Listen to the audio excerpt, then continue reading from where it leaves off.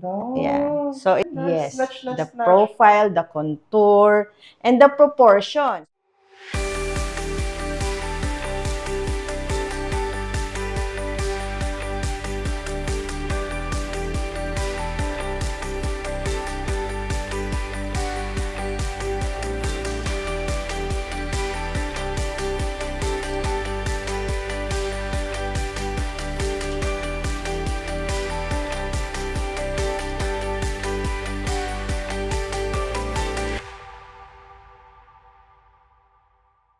Hi, I'm Cedi Cruz. I'm a host, a writer, and a media reporter. Yeah, I've been in the industry for a quite long already. I've worked with a lot of networks. I've been writing with a lot of magazines. And actually, my main goal, that's why I came here sa CSA Medical Aesthetic, is because I have been struggling with my confidence. Of course, as a media reporter, madalas nakikita kami sa camera, sa harap ng camera. And I felt like yung problema ko talaga is may double chin. At the same time, gustong-gusto ko pang maayos yung nose ko. I wanted to make it look more pointer. At the same time, it's Doctora Contessa. Sobrang trusted in the industry. Sobrang hinahangaan. Alam natin kapag gawang Doctora Contessa, maganda yan. Perfect, flawless, subtle yung pagkakagawa mo, and whatever you want to ask her, kung ano yung gusto mong ma-achieve, I'm pretty sure na magagawa ni Doc yan. Yeah, so if you wanna see the transformation na gagawin sa akin ni Doc, abangan niyo yan. And of course, always support Doctora Contessa, all social media and her YouTube account. Make sure to like, click the notification, and subscribe to Doctora Contessa. Bye! Good day, everyone. Welcome to CSA Medical Aesthetics. I'm Dr. Contessa, and we are with Zedi. Okay. So, Zedi is still young. How young are you, Zedi? I actually 29. Ayoko man sabihin, pero since nandito na tayo sa CSA, Yes. pababatain tayo nito. No, I was thinking you're like, ano lang talaga, early 20s, okay? And Asian features, we look a lot younger now than our actual age. And young face, okay? Young face actually is round shape. And parang mga babies, di ba? Round ang face. And Asian features natin being round, pero short face. Pero nowadays, ang trend is kinda a narrow V-contour face. Yon. European features na parang elongated face na narrow. Or pwede ring oblong. Yon. So, our desire for Zedi is to achieve that. So, how are we going to achieve that? Now, let's do some assessment. So, like, we divide the face into 3 parts, upper third, middle third, lower third. Our focus will be on the lower third. Asian face kasi, we're known to have a shorter lower third of the face. And on the mid-face, wider.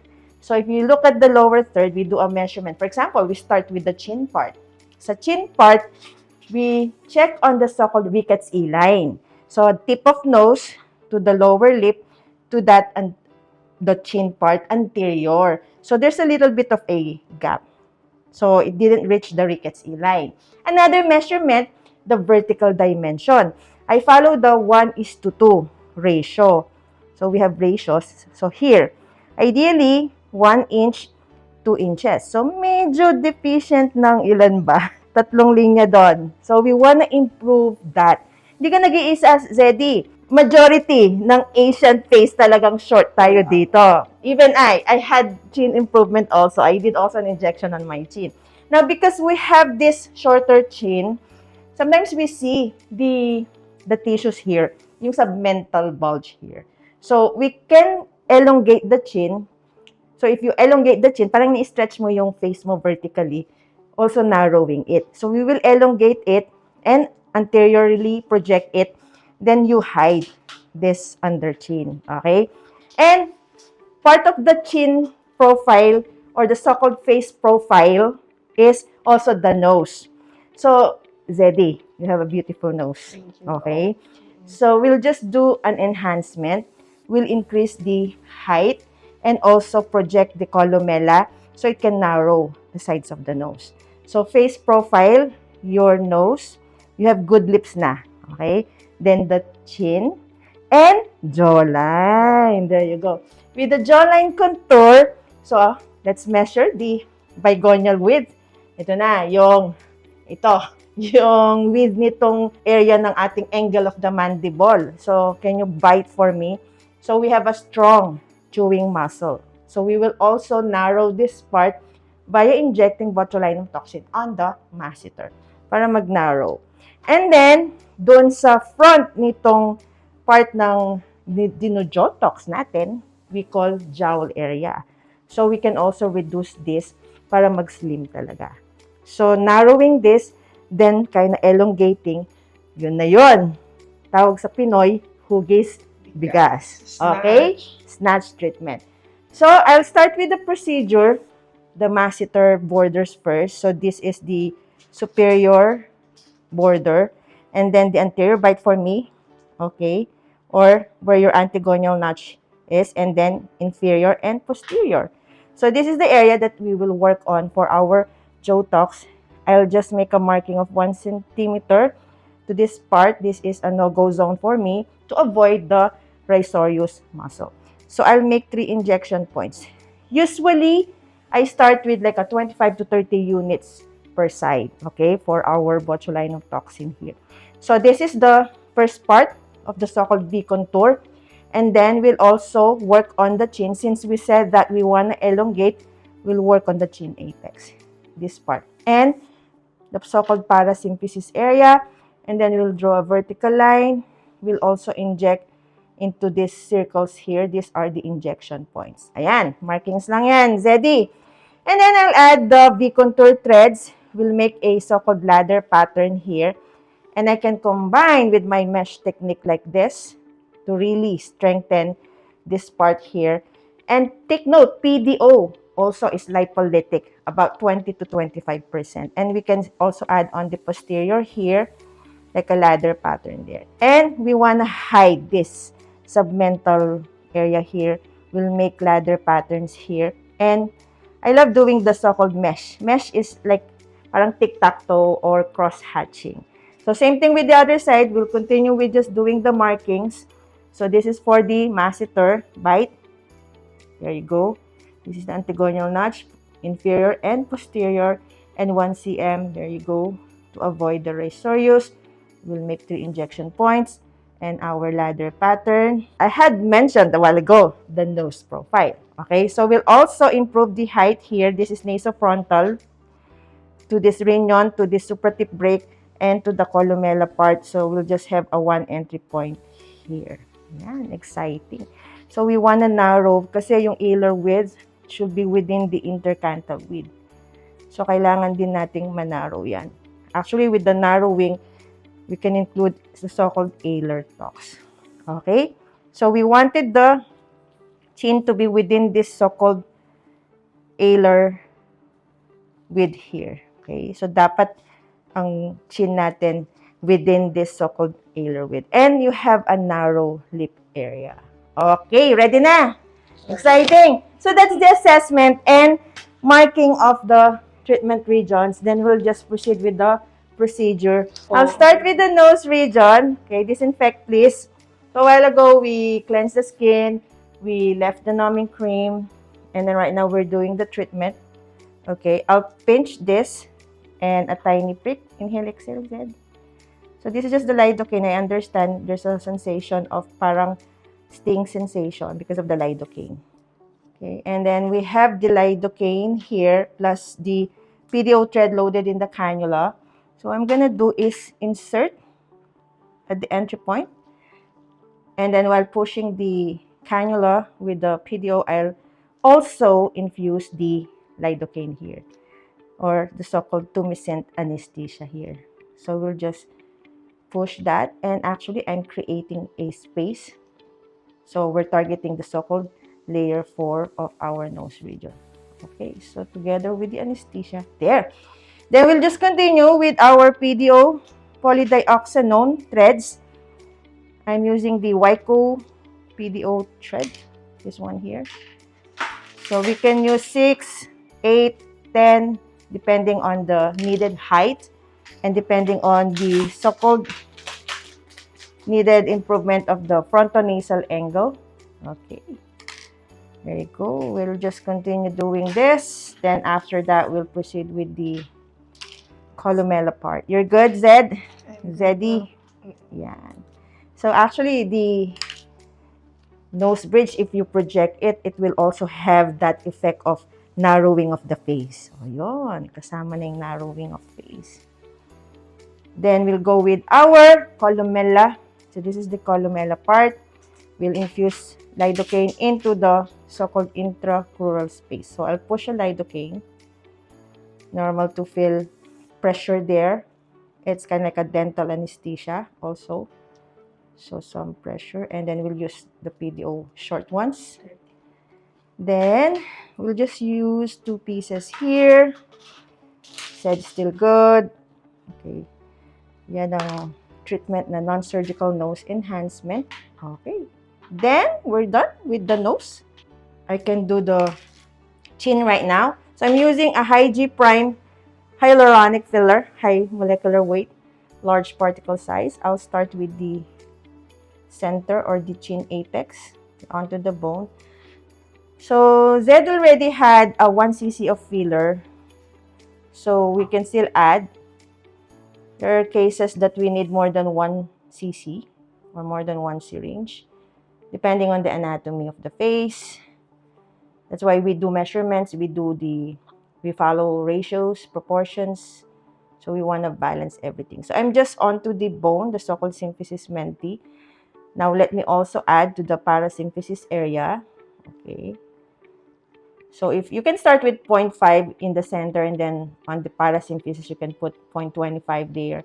And then after that we'll also go here, and said already had a 1 cc before. So we have to reach the so-called parasymphysis bone. So it's normal to have the so-called asymmetry ng mukha. So our left and right, they're not perfectly balanced. So yung right side could be saggier, then yung left side could be with more volume. But we say there is always a facial asymmetry. So this is the filler. Then we'll do the masseter, botulinum toxin. So I had my marking a while ago. Disinfect, please. So I'm just gonna inject. I'll use 3 injection points. It's best to target the inferior masseter region because most of the bulk of the masseter is in the lower part. And that's the area that's very your hyperdynamic area. And then later on, we'll also add with the so-called lipolytic solutions.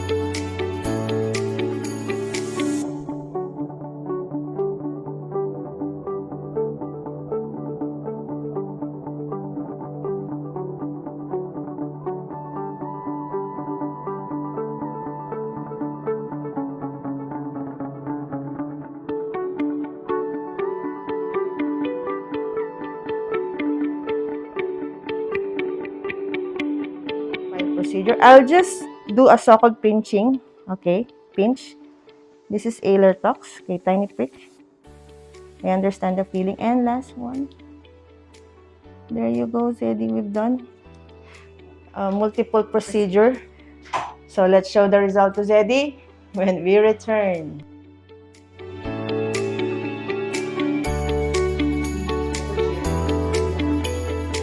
And we're back. So Zeddy, here's the mirror. You can already inspect or check the result of what we had done. Yan, check it. Ang ganda. Yeah. So it's a combination treatment, multiple procedures.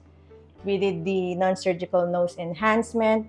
We also did the chin enhancement with the Ricketts E-line and also the vertical dimension. We did the masseter botulinum toxin injection. We also did the V-contour threads.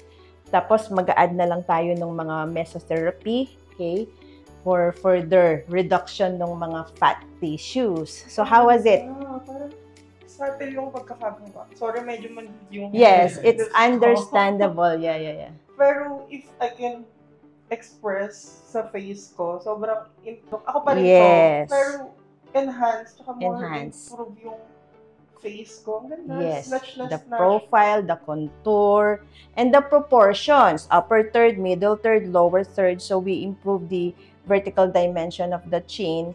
Then we will still expect improvements. Talaga ba? Of course. Ito to? Yes, so the botulinum toxin takes effect up to 2 weeks. And then PDO threads, 1 month, 2 months, 3 months, you're still seeing some contouring effects pa. More jawline definition and more reduction nung under the chin. Because a while ago, we were seeing this bulge or the so-called double chin. But now, immediately after, you can already see an improvement. So, tama yung sinabi ni Zeddy yung ikaw pa rin yan, pero an improved look. Tapos, parang ang, kumbaga sa makeup, parang kang nagpa-contour makeup You can see that big improvement already. And somehow, it helps you, have this feeling of joy or some kind of happiness, no? Ayan, I can see the radiance. Parang iba na yung glow agad. Iba na agad yung, kasi, may impact When I'm looking at your face right now, yun, may something na there. Now, the Allertox, we will still wait for the effect. It's gonna work up to 2 weeks. So, more improvements will happen. We're glad Dok, maraming to salamat. help you, of course. Sobrang happy. Parang naiiyak ako sa sobrang ganda ng kinalabasan.